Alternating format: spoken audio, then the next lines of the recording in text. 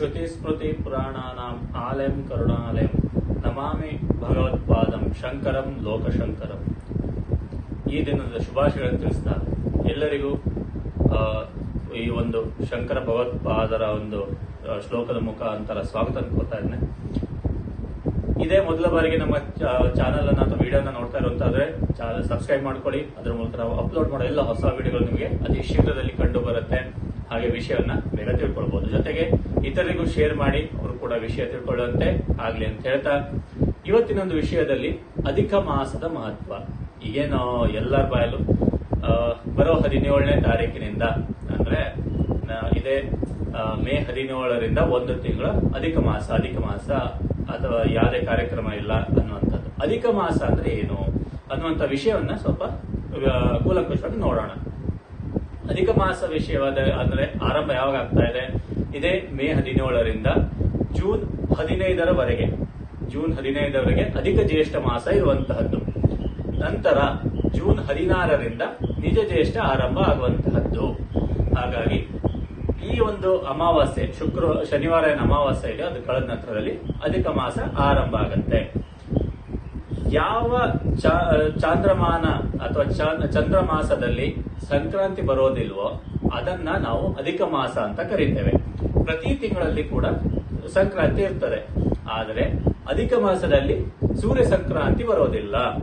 ಇದನ್ನ ನಾವು ಮಲಮಾಸ ಅಥವಾ ಅಧಿಕ ಮಾಸ ಅಂತ ಕರೀತೇವೆ. ಯಸ್ಮಿನ್ ಮಾಸೆ ನ ಸಂಕ್ರಾಂತಿ ದ್ವಯಮೇವ ವಾ ಮಲಮಾಸ ಕ್ಷಯೋ ಜ್ಞೇಯೋ ಸರ್ವಧರ್ಮ ವಿವರ್ಜಿತವು. ಇದು ಒಂದು ಶ್ಲೋಕಾಧಾರ. ಆಯ್ತಾ?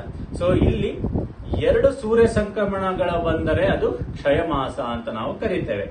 ಅದೇ ಯಾವ ಒಂದು ಸಂಕ್ರಮಣವು ಇರೋ ಚಾಂದ್ರಮಾಸದಲ್ಲಿ ಇರೋದಿಲ್ವೋ ಅಲ್ಲಿ ನಾವು ಮಲಮಾಸ ಅಧಿಕ ಮಾಸ ಅಂತ ಕರೆಯುವಂತಹದ್ದು. ಸಂವತ್ಸರಕ್ಕೆ 12 ಮಾಸಗಳು ಎಲ್ಲ ಗೊತ್ತಿದೆ. ಒಂದು ಸಂವತ್ಸರಕ್ಕೆ 12 ಮಾಸ ಬರುವಂತದ್ದು ಇರ್ತದೆ. ಅದರಲ್ಲಿ ಒಂದು 3 ವರ್ಷಕ್ಕೊಮ್ಮೆ ಅಧಿಕ ಮಾಸ ಬರುವಂತಹದ್ದು. ಆ ಅಧಿಕ ಮಾಸ ಬಂದಾಗ 13 ಮಾಸಗಳಾಗ್ತದೆ, 13 ತಿಂಗಳುಗಳಾಗ್ತದೆ.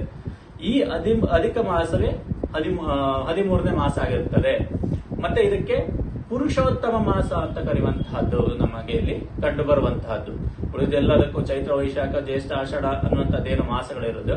ಬಟ್ ಈ ಅಧಿಕ ಮಾಸಕ್ಕೆ ನಾವು ಪುರುಷೋತ್ತಮ ಮಾಸ ಅನ್ನುವಂಥದ್ದನ್ನ ಕರಿತೇವೆ.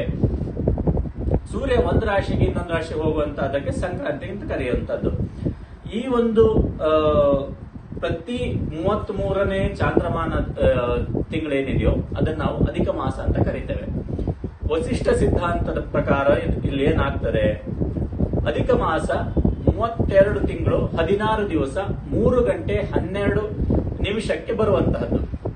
ಪ್ರತಿ ಅಧಿಕ ಮಾಸ ಏನು 32 ತಿಂಗಳಿಗೆ ಬರುವ 32 ತಿಂಗಳು ಏನು ನಾನು ಸಮಯ ಹೇಳೋದು 32 ತಿಂಗಳು 16 ದಿವಸ 3 ಗಂಟೆ 12 ನಿಮಿಷಕ್ಕೆ ಅಧಿಕ ಮಾಸ ಆರಂಭ ಆಗ್ತದೆ.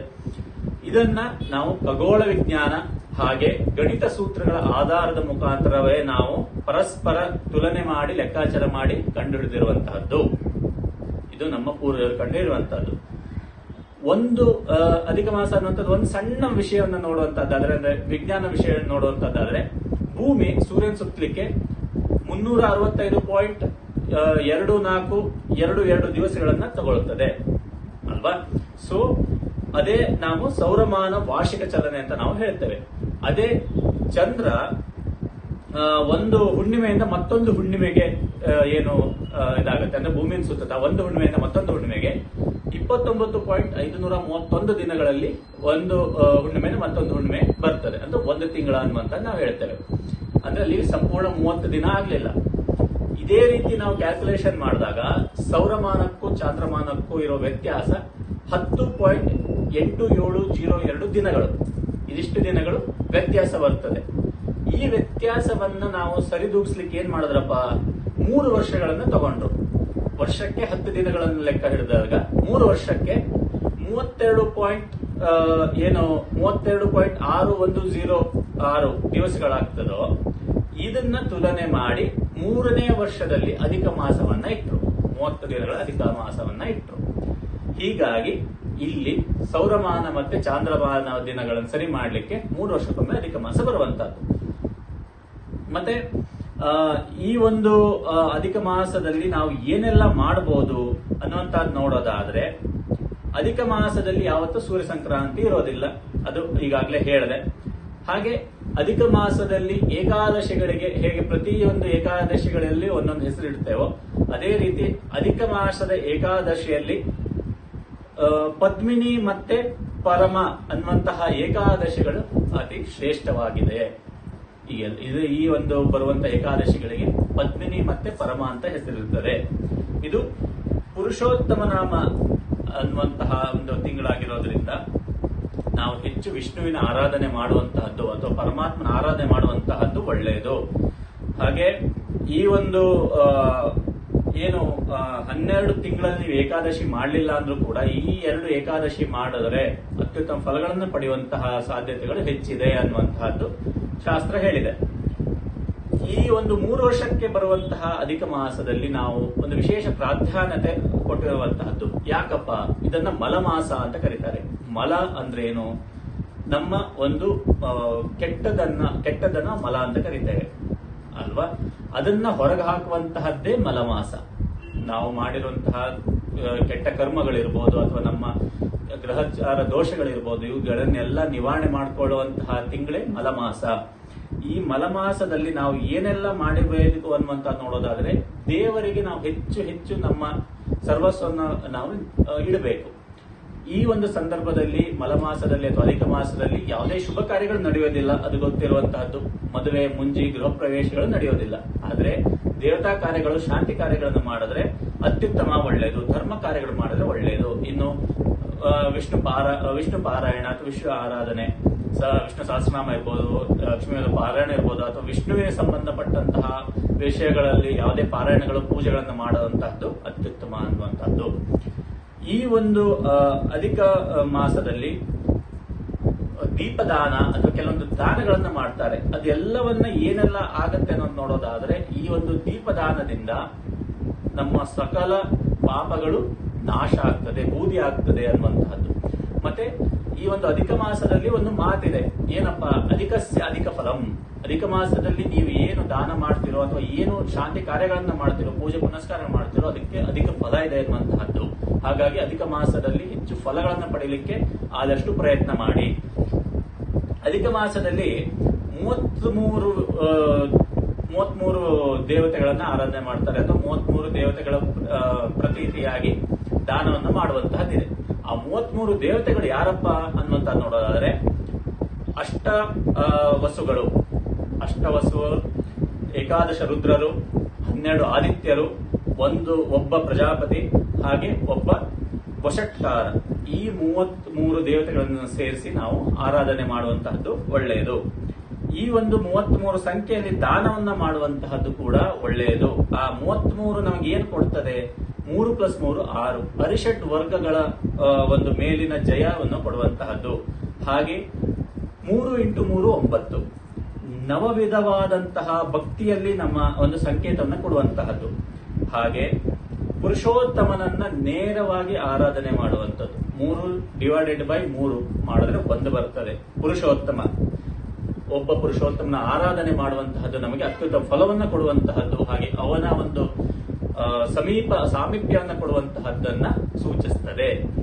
ಈ ಒಂದು ಅಧಿಕ ಮಾಸದಲ್ಲಿ ವಿಶೇಷವಾಗಿ ಅಪೋಪದಾನ 33 ಅಪೋಪ ಅಂದರೆ ಅತಿರಾಸವನ್ನ ದಾನ ಮಾಡಿದ್ರೆ ಅತ್ಯುತ್ತಮ ಫಲವನ್ನ ಕೊಡುವಂತಹದ್ದು.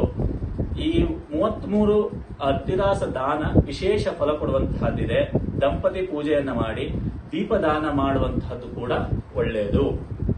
ಈ ಒಂದು ಅಪೋಪ ದಾನ ಹಾಗೆ ದೀಪದಾನದಿಂದ ಪೃಥ್ವಿಯನ್ನೇ ನೀವು ಒಂದು ಭೂಮಿ ದಾನವನ್ನು ಮಾಡಿದಷ್ಟು ಫಲ ಕೊಡುವಂತಹದ್ದು ಅನ್ನುವಂಥ ಶಾಸ್ತ್ರ ಹೇಳ್ತದೆ.